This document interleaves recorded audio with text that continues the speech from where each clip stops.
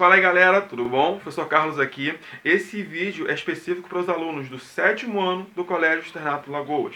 A gente vai estar corrigindo o último exercício avaliativo, que foi do dia 20 ao dia 27 de março. Então, se você ficou com alguma dúvida nesse exercício, coloque aqui nos comentários. Eu só peço um favor, coloque nos comentários da sala de aula virtual, porque eu vou estar acompanhando mais de perto. E às vezes a dúvida de um pode ser a dúvida do outro.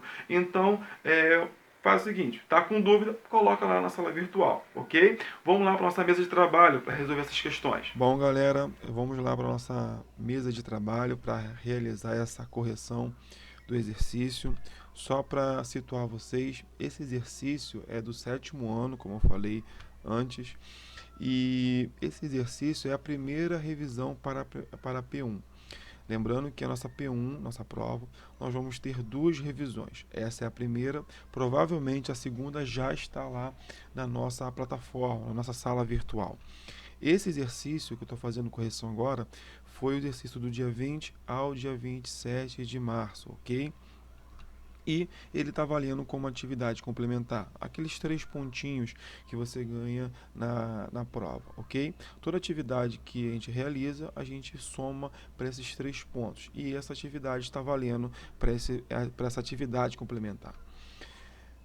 Pergunta aí. Marque abaixo os principais povos responsáveis pela formação da base populacional brasileira. O que eu quero saber aqui é quais foram os povos que formaram a nossa cultura, a nossa identidade como povo, como nação brasileira. É claro, se eu colocar na ponta do lápis, cada país, esse aqui mesmo relacionado, teve alguma participação, mas eu quero saber quais foram os principais povos que contribuíram para a nossa cultura, a nossa identidade, para a formação da população brasileira. Lembra daquela palavrinha miscigenação? Então, quais foram esses povos? Primeiro aí eu tenho o povo indígena, o povo que já moravam aqui já. Esse povo indígena foi extremamente importante para a formação da população brasileira. Por quê? Porque esse povo contribuiu em relação à comida, à música, dança, palavras, muita coisa da nossa cultura vem do povo indígena. Os portugueses que colonizaram aqui o nosso território a partir de 1500, mas o fluxo migratório mais intenso veio a partir de 1600, também contribuiu muito. Tivemos os povos africanos, que foram diversas etnias que vieram para cá, para o Brasil também. Um outro povo também que ajudou na formação da população brasileira foi a italiana. Eles vieram para cá, para o Brasil, para substituir a mão de obra escrava que existia até então. E eles se fixaram principalmente em São Paulo, nas fazendas de café. E junto com eles também vieram o povo alemão. Só que o povo alemão se localizou, se concentrou mais na região sul do Brasil. Essa região sul é que o clima era mais parecida com a Alemanha. Por isso eles se adaptaram melhor nessa região. Então o povo italiano ficou principalmente em São Paulo e o povo alemão ficou na região sul, nos estados da região sul. E também nós tivemos a migração japonesa, que teve um grande fluxo do Japão para cá. Para ter uma ideia, a colônia japonesa no Brasil é a maior do mundo. Não existe nenhuma outra colônia japonesa do tamanho que existe aqui no Brasil, até os dias de hoje. Em São Paulo tem bairros inteiros apenas com o povo japonês, para você ter uma ideia. Você entra no bairro, você vê a arquitetura, você vê a cultura, até da culinária mesmo, totalmente japonesa. Então eu tenho aí, ó, esses são os principais povos: os africanos, os portugueses, os alemães, os indígenas, os italianos e os japoneses, ok? Vamos lá para a próxima questão. E é a seguinte: qual o conceito de miscigenação? Toda vez que eu pergunto o que é o conceito, eu estou perguntando o que é determinada coisa. Então, eu tenho diversas opções do que é miscigenação. A primeira alternativa aí consiste na mistura de raças, de povos e diferentes etnias. Segunda, é a mistura de muitas línguas diferentes entre si. Terceira, é a mudança da cultura de uma sociedade de um determinado período de tempo. E quarta, é quando um grande número de pessoas se desloca de um lugar para o outro. Bom, eu tenho que o conceito de miscigenação é a mistura entre raças, entre etnias. Eu tenho um quadro que é muito famoso no Brasil que mostra essa miscigenação brasileira. Se você perceber esse quadro, você vai ver que tem diversos tipos de rostos. Tem o negro, o branco, o louro, o asiático, tem o pardo, o mulato, ou tem um índio. Ou seja, é uma miscigenação muito grande. Se eu olhar para a população brasileira, eu consigo perceber essa quantidade de diferença entre a população brasileira, principalmente na região sudeste, São Paulo, Rio de Janeiro, para ser mais específico, aonde recebeu o maior número de imigrantes que nós temos. Então, se eu pego esse conceito, a única alternativa que pode estar certo é a primeira, que miscigenação consiste na mistura de raças, de povos de diferentes etnias. Ou seja, quanto maior é a mistura entre os povos e etnias, maior vai ser a miscigenação. É por esse motivo que eu digo que o Brasil é um país que muito miscigenado. Ok? Partir para a próxima. A questão diz o seguinte: diferentes povos africanos foram capturados, sobretudo por europeus colonizadores, e trazidos para o Brasil de maneira forçada para serem escravizados. Marque abaixo a alternativa que expõe os principais povos africanos trazidos para o Brasil. Essa questão eu estou perguntando quais são os principais povos. Não foram os únicos, ok? Diversos povos da África que vieram para o Brasil como escravos, mas eu quero saber os principais. E os principais aqui são a segunda opção: os rebolos, os mongolos e os benguelas. São os principais. No livro de vocês tem essa foto aí, essa foto bem bacana aqui, que mostra a característica física de cada um desses povos, ok? Vamos partir para a próxima. Próxima questão é a quantidade de pessoas que entram e saem de determinado local de um determinado período de tempo. Marque abaixo a alternativa que faz referência ao conceito citado acima.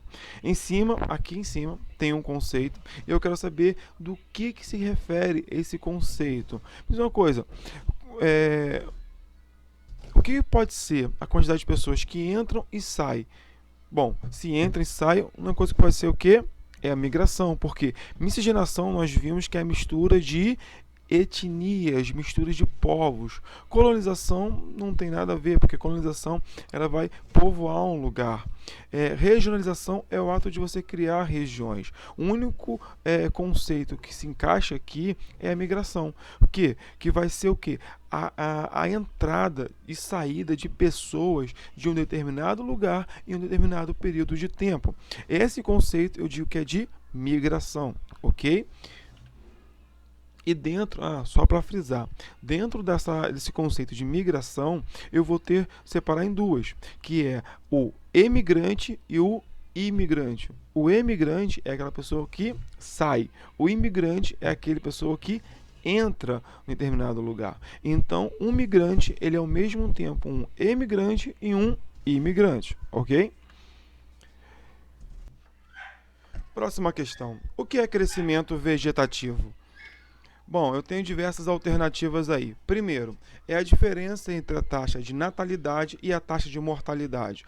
Bom, essa questão está bem redondinha. Vamos voltar nela um pouco mais tarde. A segunda questão é a diferença entre o número de pessoas que entram e o número de pessoas que saem de determinado local em um determinado período de tempo. Bom, essa questão, esse conceito nós vimos que é de migração, então essa aqui está errada. Terceira, é a quantidade de crianças nascidas vivas em um ano de vida. Bom, eu vi que esse conceito aí é o de que? De taxa de natalidade. A taxa de natalidade é a quantidade de crianças nascidas vivas até um ano de vida, ok? Quarta questão. é a porcentagem de crescimento dos vegetais utilizados para a alimentação dos seres humanos. Bom, totalmente errado, não preciso nem falar nada. Isso aqui foi pegadinha. Mas vamos voltar na primeira. Bom, a primeira ela tá certa porque, cara, o crescimento vegetativo é a diferença entre a quantidade de pessoas que nascem e a quantidade de pessoas que morrem. Então eu tenho que, se o país nasceu mais do que morreu, o meu crescimento vegetativo ele é positivo. Se morreu mais do que nasceu, o meu crescimento vegetativo ele é negativo. Eu tenho um gráfico aqui, ó, que vai simbolizar bem essa questão. Olha só, o período de que o Brasil cresceu, esse gráfico é do Brasil de 1960 a 2020 e vai se basear muito naquela transição demográfica. Lembra do gráfico? Mais para frente vai ter esse gráfico aqui. Mas aí demonstra os anos, o percentual de crescimento. Você pode ver que de 1950 a taxa de mortalidade veio caindo gradativamente. É claro que de 1950 até 1970 houve uma queda muito grande na taxa de mortalidade. Agora, já na taxa de natalidade, você pode ver que vem o quê? Caindo menos. A queda da taxa de natalidade de pessoas, de crianças nascidas vivas, é menor. A queda, no caso, né? Então eu tenho o quê? Se eu tenho muitas crianças nascidas vivas e poucas pessoas morrendo, a minha taxa vai ser grande. E outro detalhe, esse gráfico aqui é bacana, você vê que a taxa de crescimento também vem caindo. Ó. Conforme a taxa de natalidade vem caindo, a minha taxa de crescimento populacional também, ó. Lá em 1960, que foi o pico, foi 2,9 a taxa de crescimento, e daí para lá só vem o que? Diminuindo, da mesma forma que a taxa de natalidade. Então a taxa de natalidade é a quantidade de crianças nascidas vivas, e o crescimento vegetativo é a quantidade de crianças nascidas vivas pela diferença de mortes, ok? É a diferença da taxa de natalidade e a taxa de mortalidade, ok? Próxima pergunta. A pirâmide etária é uma representação gráfica dividida por faixa etária entre homens e mulheres. Elas possibilitam o estudo sobre a estrutura de uma população, como proporção entre as diferentes faixas etárias. Essa é uma afirmação, estou afirmando que pirâmide etária é isso e serve para isto. Bom, com base nessa possibilidade, analise a pirâmide etária do Japão e marque as alternativas. Eu tenho aqui as seguintes alternativas, mas eu não tenho como analisar sem olhar essa pirâmide etária do Japão. Aí tem a primeira alternativa: o número de jovens é maior do que de idosos. Eu tenho aqui a pirâmide etária, do Japão e vejo que o número de jovens não é maior do que o número de idosos. Lembrando que essa parte de idosos é o que? Acima de 60 anos. Ou seja, a partir daqui para cima é idoso. Então essa parte de idosos aqui é bem maior que a parte de crianças, de jovens e crianças. Ok? Então essa alternativa está errada, Segunda, o número de idosos supera o número de adultos? Vamos lá. Eu tenho um grande número de idosos. Eu vi que o número de idosos supera o número de jovens. No entanto, o número de adultos aqui, ó, 4% e 3,9% de mulheres, supera o número de idosos. Então, essa questão também está errada também, ok? Terceira, o Japão passa por um processo de envelhecimento de sua população? Olhando aqui a pirâmide etária, eu vejo sim que com certeza passa por esse processo. Porque boa parte da população adulta aqui, ó, chega na idade da velhice, na terceira idade. Então, sim, essa alternativa está correta. Quarta questão, a qualidade de vida do Japão é péssima, pois o número de crianças nascidas é muito baixo. Vamos lá, vamos analisar essa questão. Eu vejo que sim, o número de crianças nascidas é muito baixo. Mas eu não posso afirmar que essa saúde aqui é péssima. Pelo contrário, olha só, todo mundo aqui conforme chega à idade adulta, chega à velhice. Então não é ruim. No Brasil, por exemplo, algumas pessoas aqui, ó, até crianças ou até adultos mesmo, não conseguem chegar na velhice porque morre antes. Morre na fila dos hospitais, morre por falta de uma má alimentação, morre porque não tem instrução, informação devida para cuidar da saúde. Então, não, essa resposta aqui está errada. A qualidade de saúde, da qualidade de vida dos japoneses é excelente e está sempre passando nos jornais para a gente copiar essa qualidade de vida. Próxima. O Japão se encontra na quarta fase da transição demográfica? Eu percebo que sim, né? Lembra aquela transição demográfica, aonde o que eu tenho uma baixa mortalidade, ou seja, todo mundo que é adulto consegue chegar à idade avançada, à terceira idade. Então, ou seja, poucas pessoas morrem, pouquíssimas. Pode ver, ó, mulheres então ó, morrem muito pouco. Eu tenho 3,9 mulheres no adulto, e quando eu chego aqui na idosa, só abaixa 1%, nem 1%, chega o que? 0,1% que vai abaixar. Então, ou seja, uma boa parte dos adultos chegam sim. Então, a mortalidade é muito baixa. E também a natalidade também é muito baixa. Olha só, apenas 2% de crianças estão nascendo, ó, de 0 a 4 anos. É muito, muito baixo. Então, sim, eu posso dizer que a população japonesa está passando na quarta fase da transição demográfica. Essa questão está correta. Última. Um dos possíveis cenários para o Japão é que daqui a 20 anos a sua população comece a encolher por causa do baixo número de crianças nascidas. Será que tem coesão essa resposta? E sim, tem, com certeza.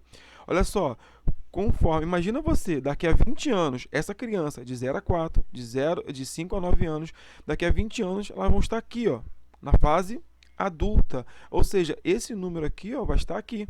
Vai estar bem abaixo do que está hoje. Então, a tendência é que daqui a 20 anos a população do Japão comece a enfrentar esse problema demográfico que é o encolhimento da população. O crescimento vegetativo ele passa a ser o que? Negativo e não positivo, indicando que a população está encolhendo. Então, essa alternativa aqui ó, também está certa. E eu tenho que a terceira, a quinta e a sexta alternativa estão corretas, ok? Vamos passar para a próxima. Próxima questão. A transição demográfica é a teoria sobre a evolução de uma população qualquer. Esse é o conceito da transição demográfica. Agora vem a pergunta. De acordo com os estudos que tivemos em sala de aula, marque a alternativa que aponte em qual fase da transição demográfica o Brasil se encontra atualmente. Eu tenho aí no início da primeira, no final da terceira, no meio da segunda ou no meio da quarta. Vamos analisar. A primeira questão aqui. No início da primeira, você acha que o Brasil está aqui, ó, no início da primeira fase? Ó, primeira fase, o Brasil está aqui no início. Tem muitas pessoas nascendo no Brasil e muitas pessoas morrendo no Brasil?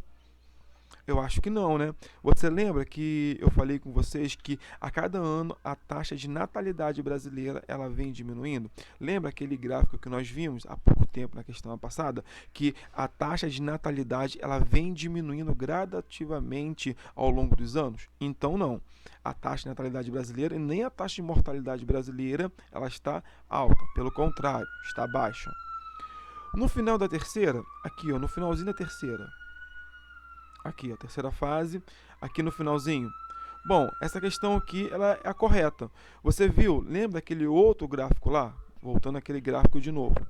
Você viu que aquele gráfico mostra que o Brasil está nessa fase aqui, ó, diminuindo a taxa de natalidade gradativamente e também o que? Diminuindo a mortalidade a cada ano. Ou seja, o Brasil está se encontrando aqui, ó, no final da terceira fase da transição demográfica.